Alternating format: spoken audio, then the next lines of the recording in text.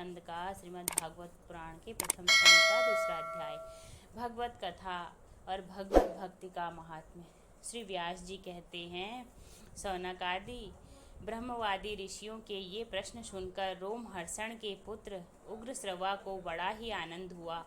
उन्होंने ऋषियों के इस मंगलमय प्रश्न का अभिनंदन करके कहना आरंभ किया। सूत जी ने कहा, जिस समय से सुखदेव जी का यज्ञोपवीत संस्कार भी नहीं हुआ था, सुतराम लौकिक वैदिक कर्मों के अनुष्ठान का अवसर भी नहीं आया था, उन्हें अकेले ही संन्यास लेने के उद्देश्य से जाते देखकर उनके पिता व्यास जी विरह से कातर होकर पुकारने लगे, बेटा बेटा।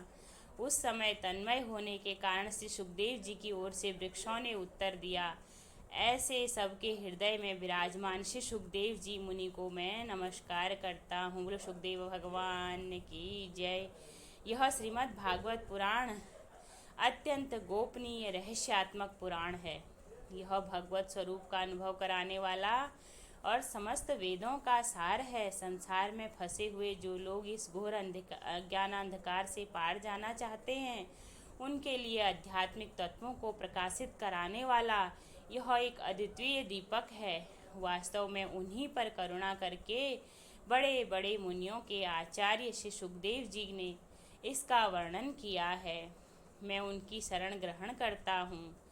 मनुष्यों में सर्वश्रेष्ठ भगवान के अवतार नर नारायण ऋषियों को, सरस्वती देवी को और श्री व्यास देव जी को नमस्कार करके तब संसार और अंतःकरण के समस्त विकारों पर विजय प्राप्त कराने वाले इस श्रीमद् भागवत महापुराण का पाठ करना चाहिए।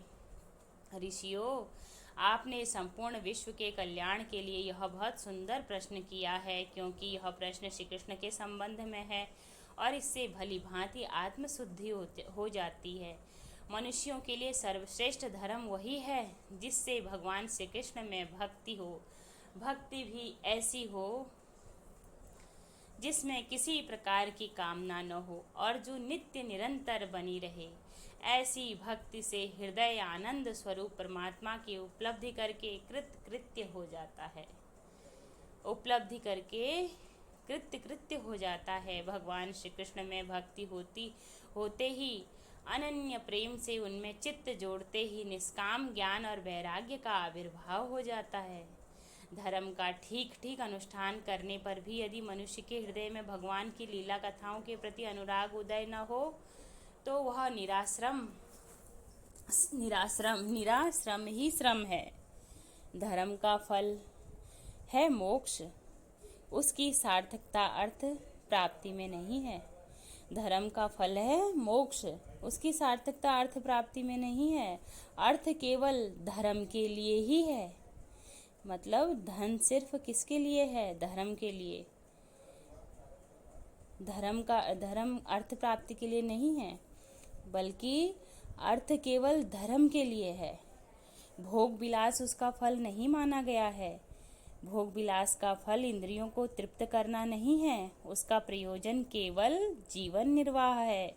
जीवन का फल भी तत्व जिज्ञासा है, परंतु बहुत कर्म करके स्वर्ग आदि प्राप्त करना उसका फल नहीं है। तत्ववेता लोग ज्ञाता और ज्ञेय के भेद से रहित अखंड अद्वितीय सदचिद आनंद स्वरूप ज्ञान को ही तत्व कहते हैं। उसी को कोई ब्रह्म, कोई परमात्मा और कोई भगवान के नाम से पुकारते हैं। श्रद्धालु मुनिजन भागवत श्रवण से प्राप्त ज्ञान वैराग्य युक्त भक्ति से अपने हृदय में उसी परम तत्व स्वरूप परमात्मा का अनुभव करते हैं। शौनक आदि ऋषियों, यही कारण है कि अपने अपने वर्ण और आश्रम के अनुसार मनुष्य को धर्म का अनुष्ठान मनुष्य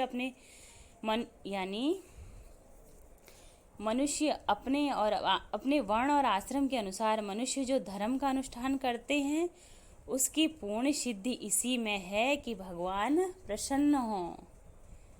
इसलिए एकाग्र मन से भक्त वत्सल भगवान का नित्य ही निरंतर श्रवण, कीर्तन, ध्यान और आराधन करना चाहिए। कर्मों की गांठ बड़ी कड़ी है। विचारवान पुरुष भगवान के चिंतन की तलवार से उस गांठ को काट डालते हैं। तब भला ऐसा कौन मनुष्य होगा जो भगवान की लीला कथा में प्रेम न करे।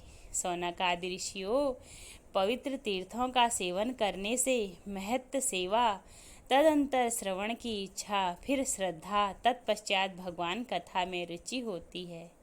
भगवान श्री कृष्ण के यश का श्रवण और कीर्तन दोनों पवित्र करने वाले हैं। वे अपनी कथा सुनने वालों के हृदय में आकर स्थित हो जाते हैं और उनकी अशुभ वासनाओं को नष्ट कर देते हैं, क्योंकि वे संतों के नित्य सुहृद हैं। जब श्रीमद् भागवत अथवा भगवत भक्तों के निरंतर सेवन से अशुभ वासनाएं नष्ट हो जाती हैं, तब पवित्र कीर्ति भगवान श्री कृष्ण के प्रति स्थायी प्रेम की प्राप्ति होती है। तब रजोगुण और तमोगुण के भाव, काम और लोभादि शांत हो जाते हैं और चित्त इनसे रहित होकर सत्वगुण में स्थित एवं निर्मल हो जाता है। इस प्रकार भगवान की प्रेममयी भक्ति से जब संसार की समस्त आसक्तियाँ मिट जाती हैं, हृदय आनंद से भर जाता है, तब भगवान के तत्व का अनुभव अपने आप हो जाता है। हृदय में आत्मस्वरूप भगवान का साक्षात्कार होते ही हृदय की ग्रंथि टूट जाती है, सारे संदेह मिट जाते हैं और कर्म बंधन क्षीण हो जाते हैं। इसी से बुद्धिमान लोग निरंतर नित्य बड़े आनंद से भगवान श्री कृष्ण के प्रति प्रेम भक्ति करते हैं, जिससे आत्म प्रसाद की प्राप्ति होती है। प्रकृति के 3 गुण हैं, सत्व, रज और तम। इन तीनों को स्वीकार करके इस संसार की स्थिति, उत्पत्ति और प्रलय के लिए एक अद्वितीय परमात्मा ही विष्णु, ब्रह्म और रुद्र, ये 3 नाम ग्रहण करते हैं। फिर भी मनुष्यों का परम कल्याण तो सत्वगुण स्वीकार करने वाले श्री हरि से ही होता है। जैसे पृथ्वी के विकार लकड़ी की अपेक्षा धुआं श्रेष्ठ है, और उससे भी श्रेष्ठ है अग्नि, क्योंकि वेदोक्त यज्ञ यागादि के द्वारा अग्नि सद्गति देने वाला है। वैसे ही तमोगुण से रजोगुण श्रेष्ठ है और रजोगुण से भी सत्वगुण श्रेष्ठ है, क्योंकि वह भगवान का दर्शन कराने वाला है। प्राचीन युग में महात्मा लोग अपने कल्याण के लिए विशुद्ध सत्वमय भगवान विष्णु की ही आराधना किया करते थे। अब भी जो लोग उनका अनुसरण करते हैं, वे ही उन्हीं के समान कल्याण भाजन होते हैं।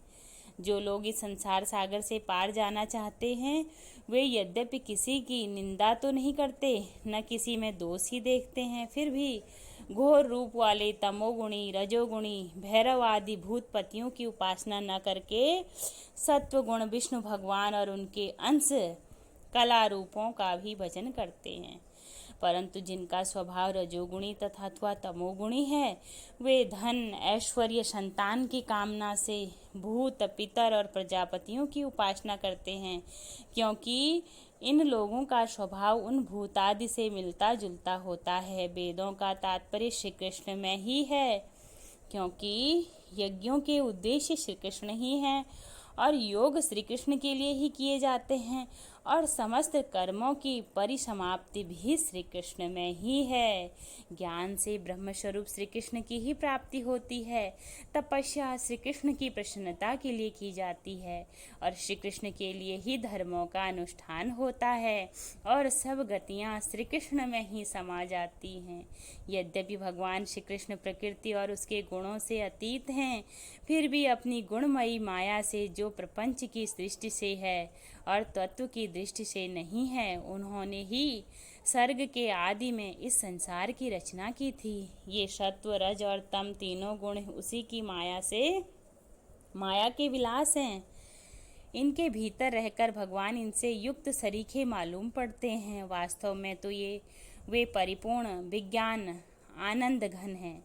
अग्नि तो वस्तुतः एक ही है, परंतु जब वह अनेक प्रकार की लकड़ियों में प्रकट होती है, तब अनेक सी मालूम पड़ती है। वैसे ही सबके आत्मस्वरूप भगवान तो एक ही हैं, परंतु प्राणियों की अनेकता से अनेक जैसे जान पड़ते हैं। भगवान ही सूक्ष्म भूत, तन्मात्रा, इंद्रिय तथा अंतःकरण आदि गुणों के विकार भूत भावों के द्वारा नाना प्रकार की योनियों का निर्माण करते हैं और उनमें भिन्न भिन्न जीवों के रूप में प्रवेश करके उन योनियों के अनुरूप विषयों का उपभोग करते कराते हैं। वे ही संपूर्ण लोकों की रचना करते हैं और देवता, पशु, पक्षी, मनुष्य आदि योनियों में लीला अवतार ग्रहण करके सत्वगुण के द्वारा जीवों का पालन पोषण करते हैं। बोले श्रीमद् भागवत पुराण की जय।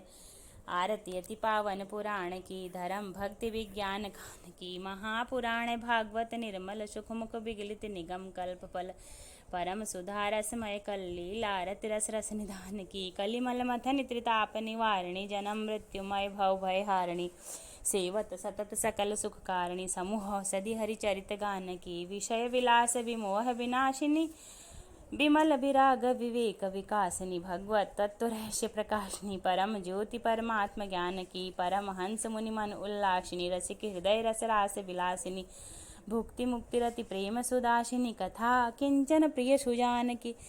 श्रीमद् भागवत पुराण की जय।